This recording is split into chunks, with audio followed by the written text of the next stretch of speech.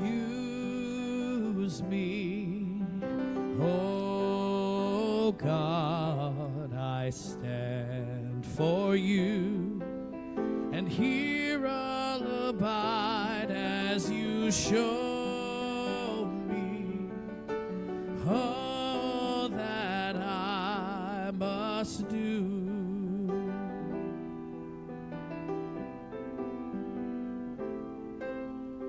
I used to think God was the sun, God is the sun, God so much more than the earth and the stars, or all of creation. God is creator, all in all, and needing us to shine His light as me, as you. So use me, oh God, I stand for you, and here I'll abide as you show me all that I must do.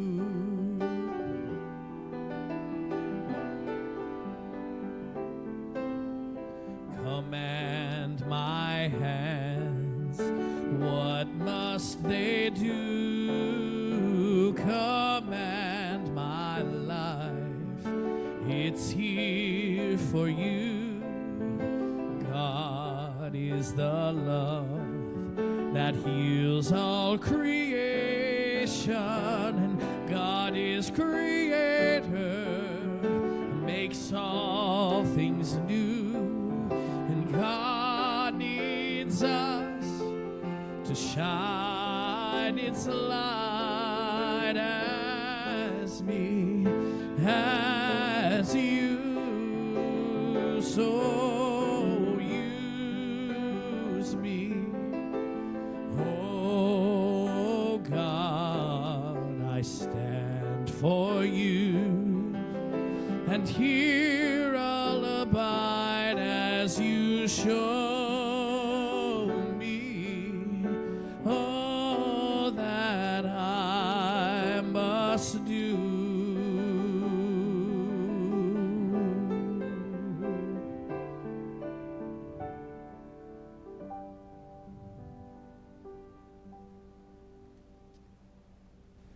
Thank you, Jody. That was beautiful. Well, greetings and welcome to A Place of Faith. We appreciate you joining us virtually and online today. This is Palm Sunday, and in different faiths, it makes it a very sacred day. For us, I believe that every day is a very sacred day. So I would like to welcome you all here and invite you to join me in prayer. God, we give thanks wherever we are, whatever we are walking through. We know that you are with us. Higher power, greater than we are. We know that you are guiding us, teaching us, connecting us, and helping us move through this and every situation. And we give thanks. I'd like to invite Patricia to join us for Just for Today. Thank you, Linda. Just for today, April 5th, identification. Someone finally knew the crazy thoughts I had and the crazy things I'd done. Addicts often feel terminally unique. we're sure that no one used drugs like we did or had to do the things that we had to do to get them. Feeling that no one really understood us can keep us from recovery for many years. But once we come to the rooms of Narcotics Anonymous, we begin to lose that feeling of being the worst or the craziest. We listen to the members share their experiences.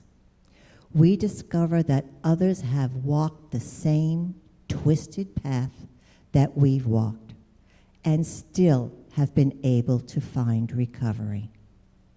We begin to believe that recovery is available to us too. As we progress in our own recovery, sometimes our thinking is still insane.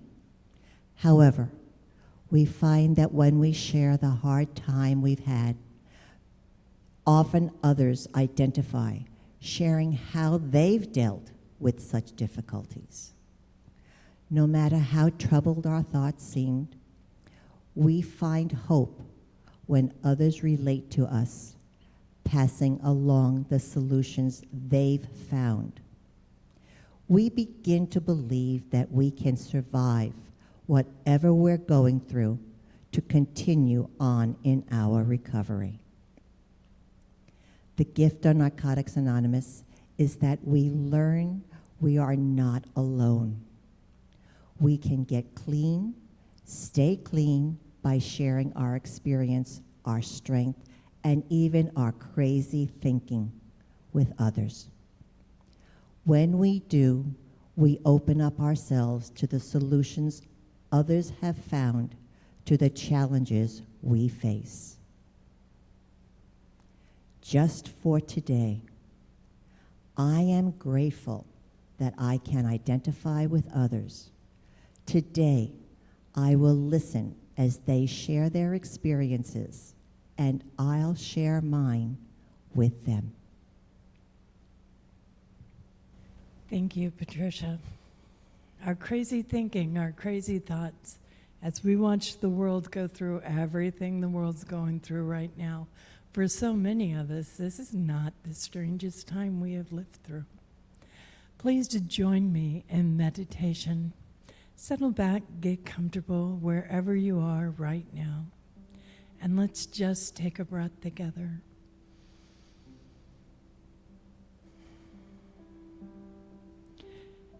And in this breath, let us affirm, we choose freedom. Even when we're under isolation, even if we're in quarantine, we are free. We are free for the need of any substance. We are free from compulsive behaviors.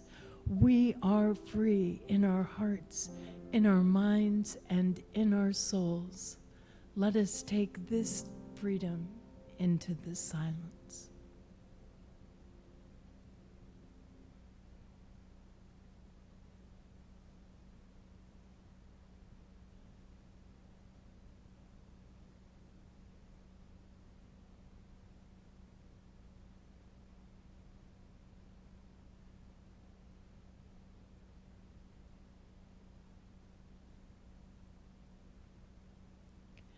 And as you return to the world as it is today, return with a joyful heart.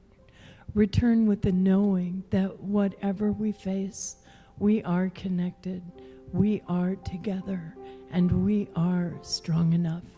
We have a higher power, and we know we matter. I'd like to invite Judy to come and give us our message today. We're in for a treat.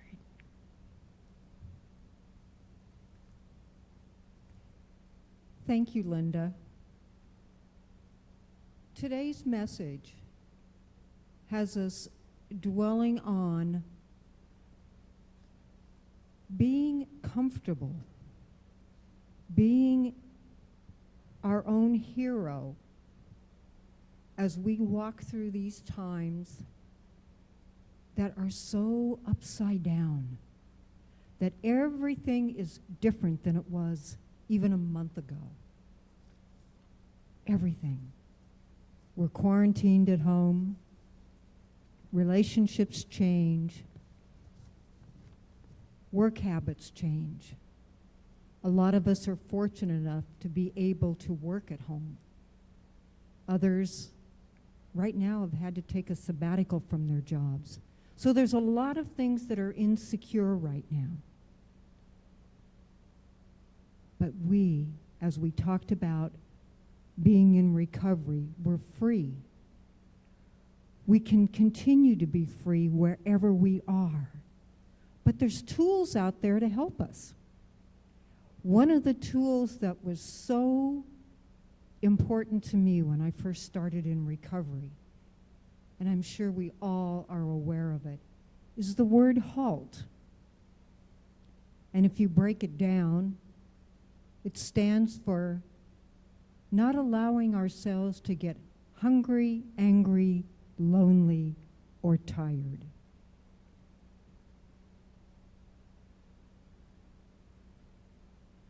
So during this time, it's especially important that you look at that word. Look at it not only from a physical standpoint, but take it within. How is it guiding your life all the way around? We can look at the H standing for hungry, and physically, I don't know about all of you, but I know what I did. I didn't eat real well. My diet was terrible. I was usually too passed out or had been drinking so much that I ate what was ever there, and it wasn't healthy.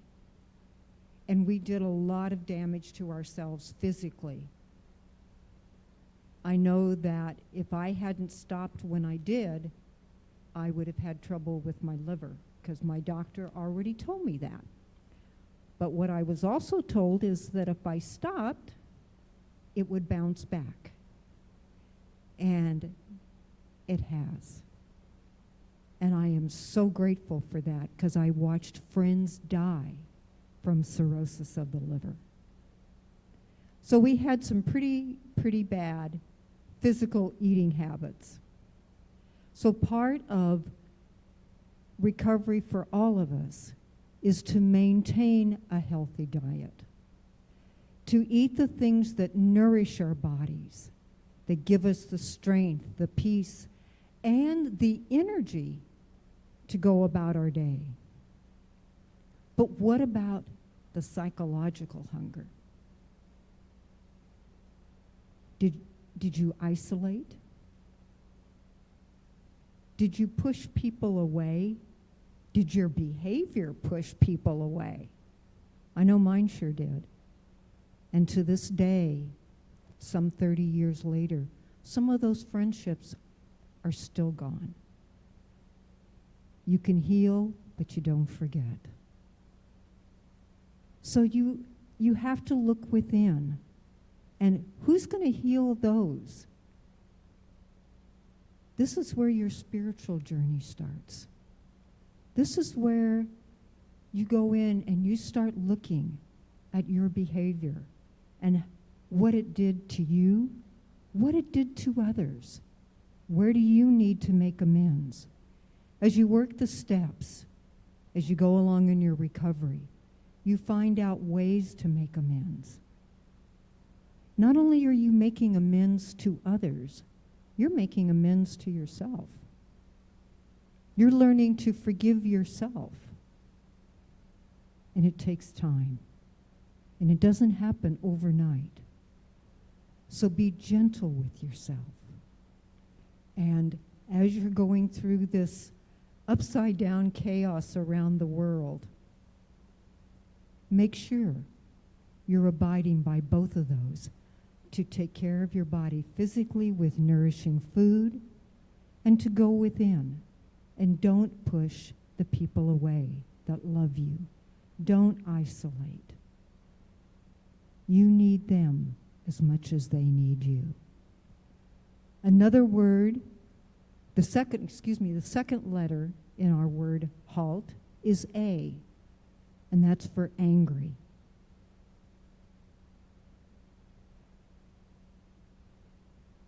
When recovery was first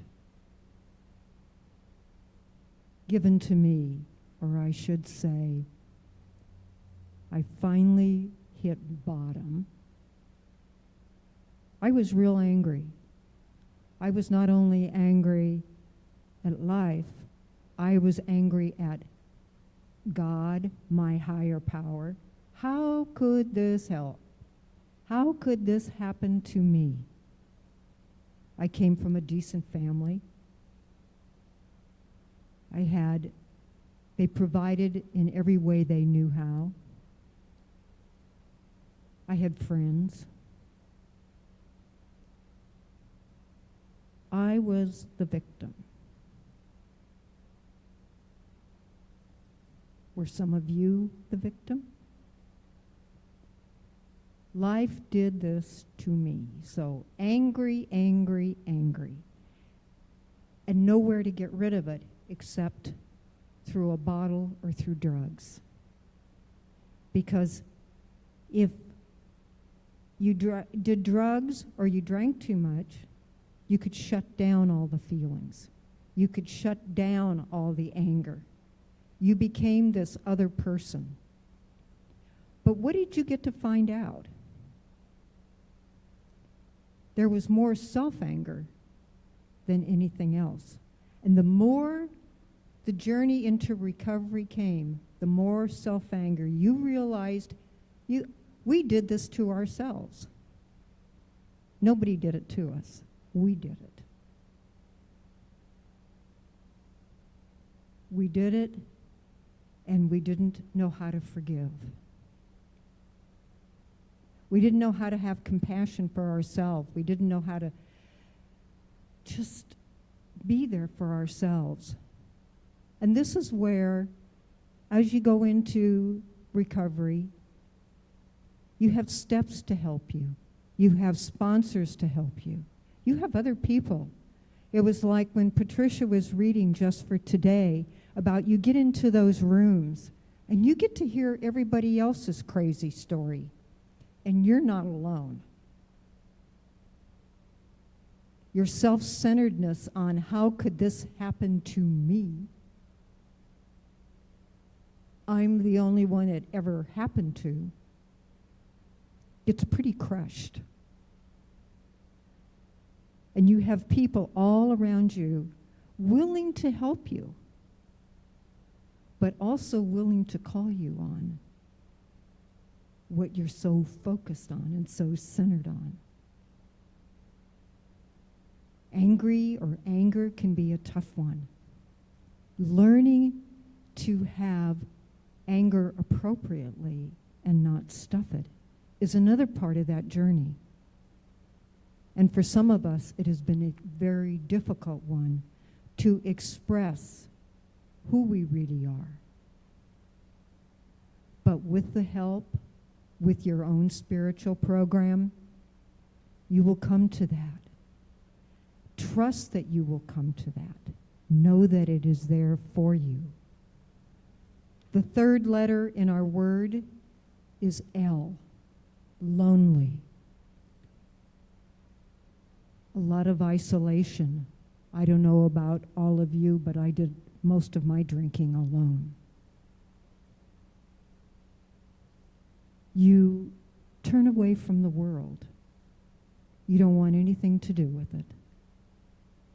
And the words I share with you today are my experience from all of this.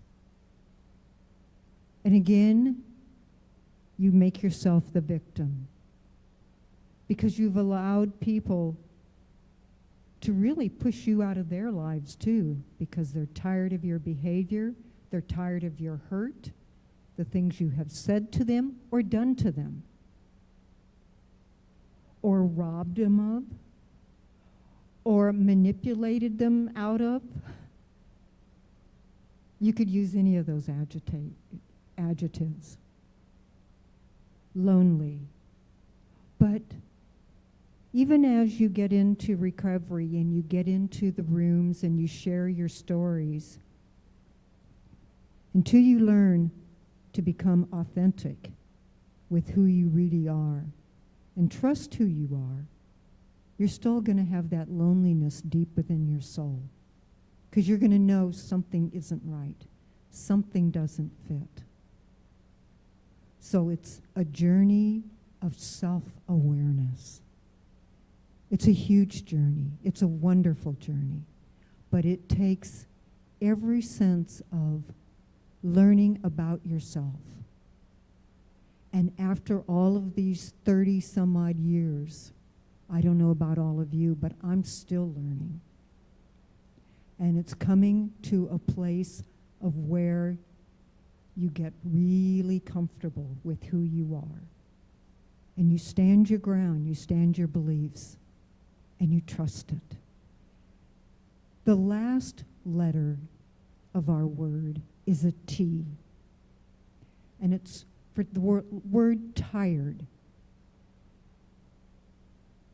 Before you move on. And how does tired fit into all of this? When you are actively engaged in your addictions, rest is not in your vocabulary. Good rest, good sleep, time out. If you're actively in your addictions, for most of the part you're partying, you're with people, you're doing exactly what they're doing, you're trying to keep up, and you're tired. So you don't get the proper rest, your body weighs down, you're not functioning. You're here, but you're not really functioning. There's a body present, but nobody home. So part of the thing is learning to get enough rest. And physically, your addiction, it keeps you awake, but psychologically, it takes you into, you're tired of it all. How many suicides do you see and hear about with those in addiction? It's pretty high. And some of them are accidental. They didn't know when to stop, and it took it over the edge. So you're learning a lot about yourself. You're learning a lot about taking good care of yourself. You're finding out that you take care to not get hungry. You nurture yourself well, you have good friends. You learn to appropriately handle your anger.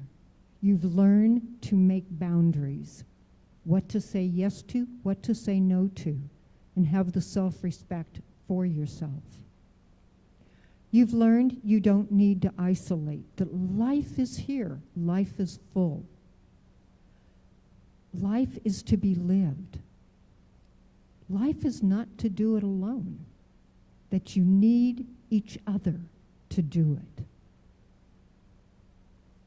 And last but not least is you learn to get enough rest and to take very good care of you so that you're present. You can enjoy the life that was given to you on your birth, that you've come full circle and you're getting to learn who you really are and what you have to offer, that you're part of this tapestry. And when you're out doing your addiction, you're not part of the tapestry. You've checked out. And you chose recovery so you could check back in, because you're here to fulfill a piece of that tapestry. And without you, there's a hole in that tapestry. You're important. So while you have this time, because of what is going on around the world, remember, the word halt is just as important now as it was when you first started on your journey in recovery. In fact, it is important every day of your life. And if you remember it, you will have the ease with which to complete your mission here. Will you join me in prayer? We just thank you, Father. We thank you for the opportunity to be here, to be present, to be in recovery, to be on this journey that you have allowed for us to take. And so it is. Amen.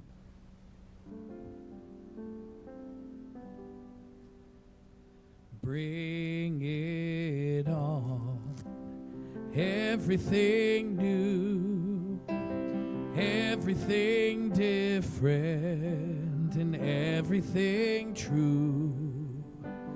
I am ready for my next thing to do. Oh, I know it's gonna be everything new. I'm through crying, I'm through waiting, I'm through hoping against all hope. I'm through longing for something gone that'll never return. I think I've finally learned to bring it on. Everything new, everything different, everything true. I am ready for my next thing to do. Oh, I know it's gonna be everything new. I'm through grieving, and I'm through dreaming that the life I had is ever coming back. No more wishing on someone else's star that'll never be mine. I think it's time to bring it on. Everything new, everything different, and everything true. I am ready for my next thing to do. Oh, I know it's gonna be everything new. And I've survived many times before,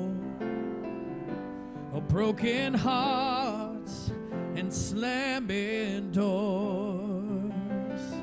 I'll be all right, yes I will once more, just as I did back then.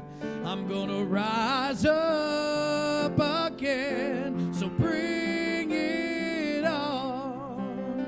Everything new, everything different, and everything true. I am ready for my next thing to do. Oh, I know it's gonna be everything new. Oh, I know it's gonna be everything new.